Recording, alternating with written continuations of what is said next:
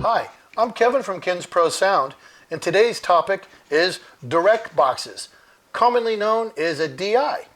So if you hear somebody at a gig or at your church say, hey, go get me a DI, they're talking about one of these. And today we're going to just take a few minutes and talk about what is a direct box and what do we use it for. Well, basically what a direct box is used for is for remoting the input of your mixing console from the mixing console to a short distance, as short as just a few feet. It could be 6 feet, it could be 16 feet, it could be 60 feet. It doesn't really matter. So the reality of it is what we want to do is take our 1/4 inch input on this side and be able to plug into it. And we want to go to the other side, our XLR outputs, commonly known as our microphone cable, and plug it in, and we go into the input channel on the mixing console. And the reason we're doing that is to extend the mixer channel input to a location that's much further away.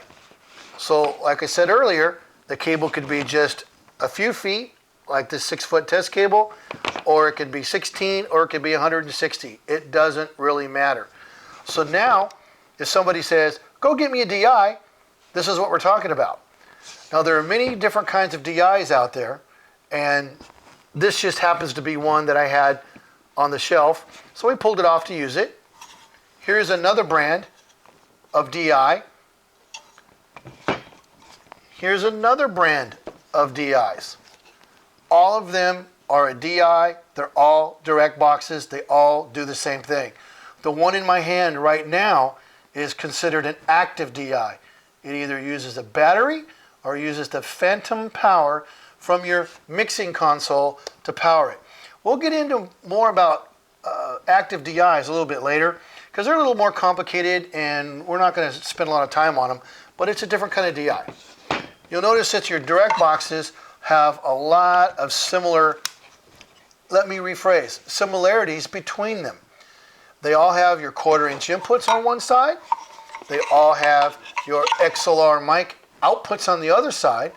You'll notice this one just has the male output, whereas this one has the male and the female output, which is kind of handy because depending on what you're doing, you might have the opposite gender of the cable, and they've already got the adapter built into it. So having the two genders is quite handy.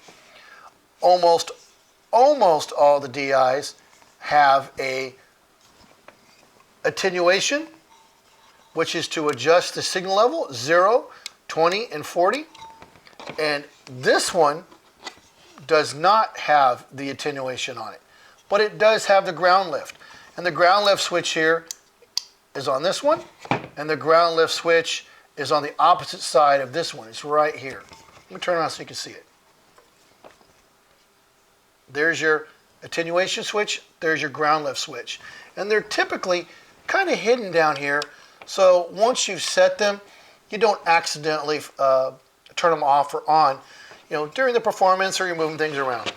So an example of what you might use a direct box for would be using it to get your keyboard, your bass guitar, or a guitar modeling box into your sound system from the stage.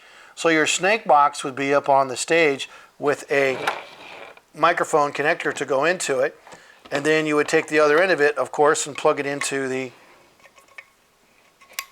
your direct box, and then this would be your instrument cable coming from your keyboard, and you plug it in, and then you turn the level up on your keyboard, and then back here at the console we'll plug it in just because it's a good demonstration. Now we've got our 1/4 inch jack remoted to our stage, running through our cable into our channel strip, and now we can adjust the trim, the EQ, the volume, everything that a channel strip can give you, you'll get through the remote connection of your direct box.